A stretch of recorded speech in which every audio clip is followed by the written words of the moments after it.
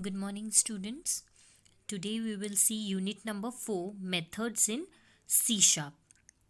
तो आज हम फोर्थ यूनिट देखेंगे सी शार्प का.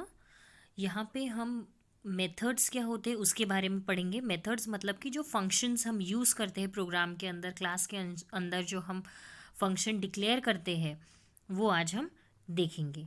इन object oriented programming, objects are used as building blocks in developing a program. अब आपको पता है कि जब हम ऑब्जेक्ट ओरिएंटेड प्रोग्रामिंग की बात करते हैं तो हमें क्लासेस और ऑब्जेक्ट्स का कंसेप्ट हम लोग यूज़ करते हैं. They are the run time entities. और आपको पता है हम क्लास बनाते हैं और उस क्लास के अंदर में जो मेथड्स होती है उसे कॉल करने के लिए हम लोग ऑब्जेक्ट्स भी बनाते हैं. ठीक है, इसलिए उन्हें क्या बोलते हैं? रन टाइम एंटिटीज़, क्योंकि हम ऑब्जेक्ट्स तुरंत बनाते हैं. They may represent a person, a place, a bank account, a table of data or any item that the program handles. और ये जो ऑब्जेक्ट बनाती है वो कुछ भी हो सकते हैं. Person, place, bank account, table, anything. Objects encapsulate data and code to manipulate that data.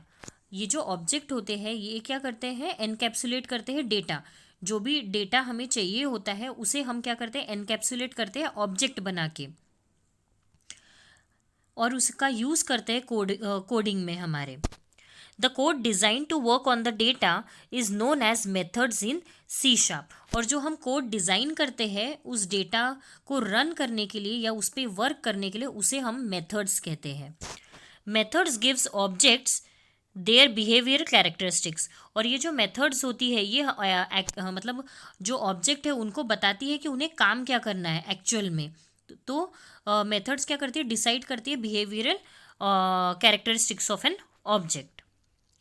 They are used not only to access and process data contained in the object but also to provide responses to any messages received from other objects. और ये जो methods होती है इसका काम क्या होता है? उस डेटा जो डेटा है उसको एक्सेस करना, प्रोसेस करना, जो कि ऑब्जेक्ट के अंदर होता है एक्चुअल में, ना ही वो प्लस मैसेजेस को जो रिसीव होते हैं उसको रिस्पॉन्स करना. C sharp is a pure object oriented programming language. और हमें पता है कि सी शार्प ये ऑब्जेक्ट ओरिएंटेड लैंग्वेज है, जो कि ऑब्जेक्ट ओरिएंटेड लैंग्वेजेस मैंने बताया था कौन सी होती है, जो ये सब सपोर्ट करती है, जैसे inheritance, polymorphism, classes, object concept, data hiding, ये सारी चीज़ें यूज़ होती है ऑब्जेक्ट ओरिएंटेड लैंग्वेजेस में. और सी शार्प ये सब कुछ सपोर्ट भी करता है. Every method must be contained with in a class. और जो मेथड होती है मतलब जो फंक्शन जो हम बताते हैं वो किसके अंदर होनी चाहिए? हमेशा क्लास के अंदर. Remember, in other languages like VB, C, C++, we can define global functions that are not associated with a particular class. और आपको मैंने बताया था डिफरेंस ग्लोबल फंक्शंस क्या होते हैं, ग्लोबल, लोकल, ये सब. तो जो ग्लोबल होते हैं उनका तो कोई एसोसिएशन होता नहीं है क्लास के साथ. तो अदर लैंग्वेजेस में क्या होता है? हम लोग फंक्शंस को ग्लोबल डिक्लेयर करते हैं. तो वही उन्होंने बताया. In this chapter, we will see how methods are defined and used in different situations. More about their application in the development of object-oriented system will be discussed. ठीक है, तो हम लोग ये यूनिट में अभी वही देखेंगे कि ऑब्जेक्ट्स जो मेथड्स होती है उसको हम कैसे डिफाइन करते हैं और उसका कैसे यूज़ करते हैं हम अलग अलग सिचुएशन पे. तो ये हो गया हमारा introduction. So I hope this is clear to you. Now we will come to the further part, declaring methods. तो आपको पता है कोई भी चीज़ हो, जैसे वेरिएबल्स भी होते मैंने बताया था वेरिएबल्स क्या होते हैं, फिर उसको डिक्लेयर कैसे करते हैं, उसको इनिशियलाइज कैसे करते हैं, उनका यूज़ कैसे करते हैं, ये एक प्रोसीजर है. वैसे ही जो हम मेथड्स बनाते हैं, जो हम फंक्शंस बनाएंगे उसको भी हमें डिक्लेयर करना होता है. तो उसके कुछ रूल्स हैं वो हम देखते हैं. Methods are declared inside the body of a class. Normally, after the declaration of data fields, the general form of a method declaration is modifiers type, method name, formal parameter list. ठीक है, अब इसके पहले ये जान लीजिए कि जो मेथड्स होती है वो कहाँ डिक्लेयर होगी? Inside the class. जो भी हम क्लास बनाएंगे, सपोज क्लास सैम्पल बनाए तो क्लास सैम्पल के अंदर में मैं डिक्लेयर करूँगी method.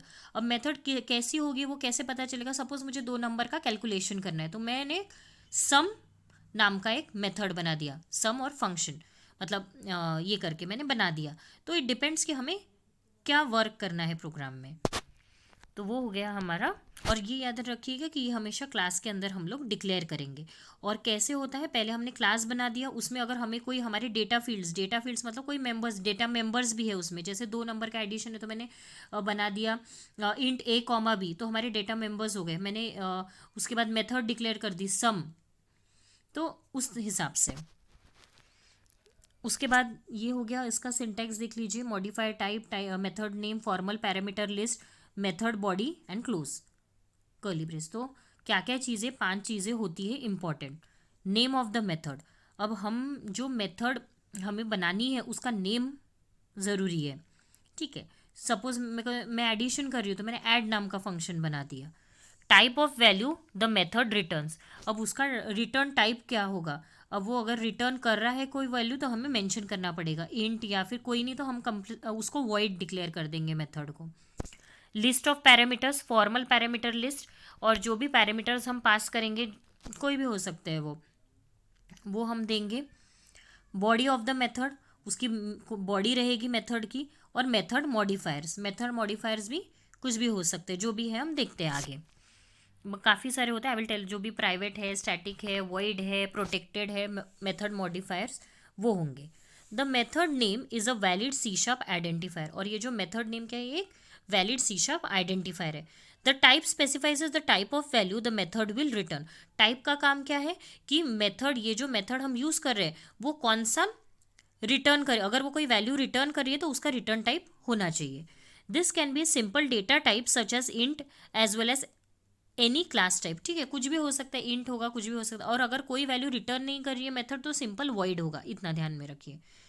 Note that we can not omit the return type all together, ठीक है, हम उसे ओमिट नहीं कर सकते, नेग्लेक्ट नहीं कर सकते। फॉर्मल पैरामीटर लिस्ट, ये भी मैंने बता दिया। एक्चुअल पैरामीटर्स क्या होते हैं, फॉर्मल पैरामीटर्स क्या होते हैं। The formal parameter list is always enclosed in a parenthesis, और ध्यान रखिएगा पैरेंथेसिस के अंदर ही हम लोग पैरामीटर्स को डिक्लेयर करते हैं। This list contains variable names and types of all the values we want to give to the method as input. The parameters are separated by commas, और जो पैरामीटर पास करेंगे जैसे int a comma int b, तो ये 2 parameter है, suppose 2 number का addition करें तो मैंने 2 पैरामीटर तो कॉमा से सेपरेट करते हैं। In the case where no input data are required the declaration must still include an empty set of parenthesis after the method name. अब जो हम मेथड बना रहे हैं, जैसे ऐड मैंने मेथड बनाई तो पैरेंथेसिस के अंदर में अगर पैरामीटर्स है 2 नंबर का ऐड तो मैं 2 पैरामीटर्स लूँगी, अगर नहीं भी रहे तो भी हमें पैरेंथेसिस देना है मेथड में। तो ये होता है डिक्लेयरिंग मेथड। 5 चीज़ें होनी चाहिए, नेम होना चाहिए मेथड का, टाइप हमें देना है, पैरामीटर्स पास करने हैं, बॉडी रहेगी मेथड की, और मेथड मॉडिफायर्स रहेंगे। तो ये 5 चीज़ें ज़रूरी होती है मेथड्स को डिक्लेयर करने में, तो ये आप ध्यान रखिएगा। नेक्स्ट देखते हैं एक एग्जाम्पल देखिए, अब इन्होंने डायरेक्टली बताया इंट फंक्शन वन क्या है, ये हमारा मेथड का नाम है, और पैरेंथेसिस के अंदर में हमने क्या किया, 3 पैरामीटर पास किए, int m comma float x float y, 3 parameters. Clear है, तो ऐसा हम मेथड डिक्लेयर करते हैं। वॉइड डिस्प्ले, अब वॉइड डिस्प्ले नाम का भी हमने एक मेथड, डिस्प्ले नाम का, डिस्प्ले हमारा ये मेथड का नाम हो गया है, वॉइड हमारा रिटर्न टाइप हो गया, और पैरेंथेसिस दिया है। तो आप देखिए पैरेंथेसिस हमने दिया, इसमें कोई वैल्यू नहीं दी, तो ये क्या हो गया, नो पैरामीटर्स। पैरामीटर है तो पैरामीटर रहेगा, नहीं तो नो पैरामीटर्स, लेकिन आपको पैरेंथेसिस तो देने ही है मेथड नेम के बाद में। The body enclosed in curly braces actually describes the operations to be performed on the data. For example, the code segment below computes the product of 2 integer values and returns the result. अब यहाँ पे product लिया है, देखो example इन्होंने दिया है, int type हो गया हमारा रिटर्न टाइप, प्रोडक्ट हो गया मेथड नेम, पैरेंथेसिस के अंदर में हमने 2 पैरामीटर पास किए, इंट एक्स इंट वाई। हमें क्या करना है, प्रोडक्ट लेना है ये 2 इंटीजर नंबर का, तो हमने ऑपरेशन किस में परफॉर्म कर रहे हैं हम लोग, करली ब्रेस के अंदर में। तो जो ये करली ब्रेस के अंदर में जो होता है इसे हम लोग बोलते हैं बॉडी, मेथड की जो बॉडी होती है वो। Int m equal to x into y, operation m is a local variable, और आपको पता है ये हमने डायरेक्टली अंदर ही डिक्लेयर किया है बॉडी के अंदर, इसलिए ये क्या हो गया, एक एम लोकल वेरिएबल हो गया। रिटर्न एम, अब वैल्यू हम रिटर्न कर रहे हैं, इसलिए हमने रिटर्न जो वैल्यू आएगी एक्स इंटू वाई करने के बाद जो भी आंसर आएगा उसकी वैल्यू स्टोर होगी एम में, और वो एम की वैल्यू हम रिटर्न कर रहे हैं, returns the result in type. क्यों इंट टाइप? क्योंकि ऊपर में हमने इंट डिक्लेयर किया था type. The return statement in the body may be omitted if the method does not return any value. अगर ये रिटर्न एम जो मैंने स्टेटमेंट लिखा है अगर रिटर्न नहीं कर रहा है वो, तो उसे हम ओमिट कर देंगे। अब इसमें रिटर्न कर रहा है एम की वैल्यू, इंटीजर वैल्यू, इसीलिए हमने दिया है। नहीं रहा अगर रिटर्न वैल्यू तो वो वॉइड रहेगा ऊपर और हम वैल्यू रिटर्न नहीं करेंगे। एग्जाम्पल देख लीजिए, देखो वॉइड डिस्प्ले इन टेक्स्ट। अब ये वॉइड है तो इसका मतलब कोई रिटर्न वैल्यू नहीं करेगा, तो सिंपल आउटपुट में इन्होंने क्या कर दिया, console dot right line x. तो जो भी वैल्यू एक्स की आप दोगे, जैसे 10 दी तो 10 ही आएगा, ठीक है। और इसमें कोई वैल्यू रिटर्न नहीं करे, आप देख सकते हैं एग्जाम्पल में वॉइड लिखा है।